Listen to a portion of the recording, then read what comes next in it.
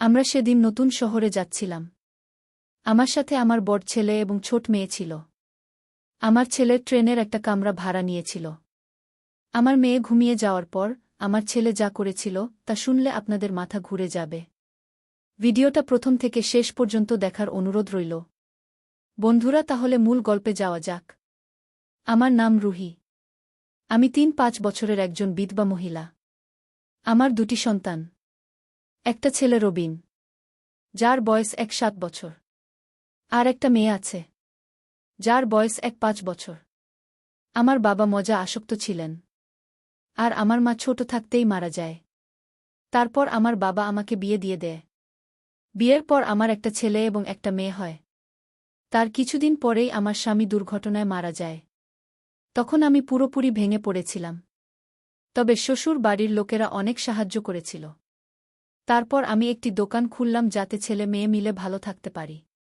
সবকিছু ঠিকঠাক চলছিল, তবে প্রত্যেকেরই একটা চাহিদা আছে। যখন রাত আসত তখন আমি আকাশের দিকে তাকিয়ে থাকতাম। অন্য কারো সাথে সম্পর্ক করতে ভয় পেতাম। তখন আমি তাকে নিজের ভাগ্য হিসেবে বিবেচনা করে সারা জীবন এভাবে থাকার সিদ্ধান্ত নিলাম। গল্প করতাম, ভিডিও দেখতাম, এভাবে আমার সময় কেটে যেত। তবে আর কতদিন, প্রায় ১ মাস আগে এমন কিছু ঘটনা ঘটেছিল যে আমার পুরনো দিনের কথা আবার জেগে ওঠে। একদিন রাইমা স্কুলে গিয়েছিল এবং আমার ছেলে বাড়িতে ছিল। আমি যখন দুপুরে রান্না করার জন্য দোকান থেকে পাশে আসি, তখন আমি চাবি দিয়ে দরজাটা খুলি। রবিনের ঘরের দরজাটা তখন অর্ধেক খোলা ছিল। তারপর যা দেখলাম তাতে আমার মাথা ঘুরে গেল। সর্বোপরি আমার ছেলেরা কিছু বলতে পারলাম না। আমি ভিতরে গিয়ে রান্না শেষ করে বিছানায় শুয়ে পড়লাম। কিন্তু আমার চোখের সামনে সেই রবিনের ঘটনাটি মনে পড়ছিল। আমি নিজেকে থামাতে পারিনি। কিভাবে পারল রবিন এমন করতে? তারপর আমি মা ছেলের গল্পগুলো পড়া শুরু করি। তবে বিশ্বাস করুন, পড়ার পরে আমি আর অবাক হয়ে গেলাম। সে রাতে আমি ঘুমোতে পারিনি। তখন রাস্তায় ১২টা বাজে। আমি, রবিন, রাইমা এক খাটেই ঘুমাই। আমাদের বাড়িতে একটি মাত্র বেডরুম ছিল। হঠাৎ রবিন ঘুম থেকে উঠে অদ্ভুত আচরণ করতে লাগল। এই ঘটনায় আমি অস্থির হয়ে রবিনকে অন্য পাশে ঘুরে দিলাম। তারপর আমি উঠে দাঁড়ালাম। আমি ওকে বললাম, তোকে এমন দেখাচ্ছে কেন? রবিন বলল, মা, আমি জানি তোমার অনেক কষ্ট। আজ আমি তোমার সব কষ্ট মুছে ফেলব। তখন আমি সমস্ত লজ্জাবোধ ভুলে গেলাম। তখন আমি রবিনের দিকে তাকালাম। রবিনের শরীর দেখে নিজেকে সামলাতে পারছিলাম না। হঠাৎ রঙিন চিৎকার করে উঠল, যার ফলে আমার মেয়ে রাইমার ঘুম ভেঙে গেল। তারপর রাইমা জিজ্ঞাসা করল, কি হয়েছে মা? তখন আমি বললাম, কিছু না রে, তুই ঘুমিয়ে পড়। রাইমা বলল, মা, দাদা চিৎকার করছে কেন? আমি বললাম, তুই বড় হ, তারপর বুঝবি। রাইমা বলল, আমি ভয় পেয়েছিলাম তাই জেগে গেছি। তোমরা থাকো, আমি ঘুমাই। রাইমা কথা শুনে মা এবং ছেলে দুজনে হেসে উঠলাম। আমি রবিনকে বললাম, এভাবে চিৎকার করছিস কেন? রবিন কিছু না বলে তখন ঘুমিয়ে পড়ল। আমিও শুয়ে পড়লাম। তখন রাইমা উঠে বলল, মা, দাদা তোমাকে অনেক ভালোবাসে, তাই না? আমি বললাম, হ্যাঁ, আর এখন তুইও ঘুমা।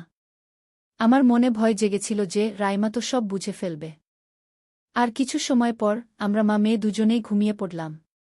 সেই রাতের পরে আমরা মা ছেলে দুজনেই মিশুক হয়ে গেলাম। কিন্তু রাতের কথা মাথা থেকে নামছিলই না। সত্যি বলতে আমার স্বামীর থেকে আমি ছেলেকে বেশি পছন্দ করছিলাম, কারণ ৬ ফুট যুবক যদি কাছে থাকে তবে তার আর আমার মধ্যে কোনো পার্থক্য বোঝা যায় না।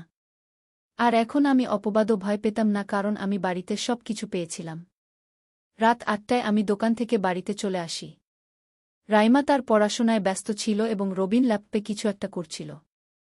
আমি তার কাছে গিয়ে জিজ্ঞাসা করলাম, কি করছিস রবিন? রবিন বলল, মা, কলকাতায় আমি কি চাকরি পেয়েছি। মাসে বেতন ৩০,০০০ টাকা। আমি বললাম, এটা তো খুব খুশির সংবাদ। রবিন বলল, আমরা একটা কাজ করি না কেন, দোকান বিক্রি করে কলকাতায় চলে যাই। আমরা সেখানে ভালোভাবে থাকতে পারব। যদিও বিশ্বাসটি নিয়ে আমার ছিল না, কিন্তু শ্বশুরবাড়ির কারণে আমায় একটু ভয় লাগছিল। আমি রবিনকে বললাম, আমাদের এই বিষয়ে ভাবা উচিত। এত তাড়াতাড়ি কোনো সিদ্ধান্ত নেওয়া যাবে না। এরপর আমি রবিনকে বললাম, তুই মুরগি অনেক পছন্দ করিস, তাই না? রবিন বল, হ্যাঁ। তখন রাইমা বল, মা, আজকে মুরগি রান্না করো। আমি রবিনকে বললাম, মুরগি এনে দে, আমি রান্না করছি। তখন রবিন বাজার থেকে মুরগি কিনে দিল। তারপর আমি রান্না শেষ করলাম। রাইমা খেয়ে ঘুমিয়ে পড়ল। তখন রবিনকে বললাম, তুই খাবার ঘরে নিয়ে যা, আমি কাজ শেষ করে আসছি। তখন আমি কাজগুলো সেরে ঘরে চলে গেলাম। দেখি রবিন বিছানায় শুয়ে আছে। তখন আমি ওর কাছে গিয়ে বসলাম। যখন রবিনের বাবা বেঁচে ছিল তখন আমরা মুরগির সাথে ড্রিঙ্ক খেতাম। মুরগি ছিল তবে ড্রিঙ্ক ছিল না।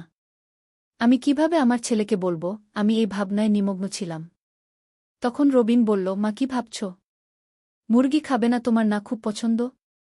আমি বললাম, ভালো লাগে তবে এভাবে ভালো লাগে না। রবিন সব বুঝতে পেরে আমাকে অবাক করে বলল, মা তুমি কি ড্রিঙ্ক করো? আমি বললাম, হ্যাঁ করি। রবিন বলল, এখনই তোমার ইচ্ছা পূরণ করছি। আমি বললাম, না, এত রাতে কোথায় যাবি, থাক। তখন রবিন বলল, মা তুমি চিন্তা করো না। রবিন বাইরে গেল আর কিছুক্ষণের মধ্যেই নিয়ে এলো। রবিন যখন বাইরে গেল তখন আমি আমার পুরাতন ড্রেস খুলে নতুন ড্রেস পরলাম। রবিন ঘরে এসে বিছানায় বসে আমার দিকে তাকাতে শুরু করল। আমি বুঝতে পারলাম সে আমাকে দেখে অবাক হয়েছে। আমি তখন উঠে 2টি গ্লাস এবং বরফ নিয়ে আসি এবং ভাবি আজকে আমি আমার মনের কথা রবিনকে বলবো। কিন্তু ভয় লাগল। ও আমার ছেলে, ওকে কি এসব কথা বলা ঠিক হবে? তারপর ভাবলাম, না থাক, ওকে আর কিছু বলবো না। রবিন আমাকে জিজ্ঞাসা করল, মা তুমি যে একা একা থাকছ তোমার কষ্ট হয় না? আমি বললাম, হ্যাঁ কষ্ট হয়, তো তা কি করব বল। তখন রবিন কিছু কিছু আন্দাজ করতে পারলাম যে ও আমাকে কি বলতে চাচ্ছে। তখন আমি রবিনকে বললাম, তুই কি বলতে চাচ্ছিস বলতো। এখন রবিন বলল, মা আমার না তোমাকে অনেক ভালো লাগে, অনেক দিন ধরে ভালো লাগে, কিন্তু ভয়ে বলতে পারিনি। আমি তোমাকে বিয়ে করতে চাই। তখন আমি শুনে কিছু অবাক হলাম। আমি সাথে সাথে রবিনকে বললাম, এটা কি করে সম্ভব হয়? আমি তোর মা। তখন রবিন বলল, তো কি হয়েছে? তোমার এই কষ্ট আমি আর দেখতে পারছি না। তখন আমি বললাম, এটা হয় না রে পাগল। তখন রবিন আমি অনেক জোর করে রাজি করল। আমি ও আর না বলতে পারলাম না। ওর কথায় আমি রাজি হয়ে গেলাম। এভাবে আমাদের সারা রাত কেটে গেল। তারপর আমরা বিয়ে করে নিলাম। এতে আমার মেয়েরও কোনো আপত্তি ছিল না। তারপর আমাদের বিয়ে হল। আমিও নিজেকে একা অনুভব করছিলাম না। খুব সুখে শান্তিতে আমাদের জীবন কাটতে লাগল। প্রিয় বন্ধুরা, গল্পটি যদি আপনার কাছে ভালো লেগে থাকে তাহলে অবশ্যই একটা লাইক এবং কমেন্ট করবেন। সেই সাথে সাবস্ক্রাইব করে পাশে থাকবেন, যাতে আপনারা আপনাদের পছন্দের গল্প শুনতে পারেন। ধন্যবাদ।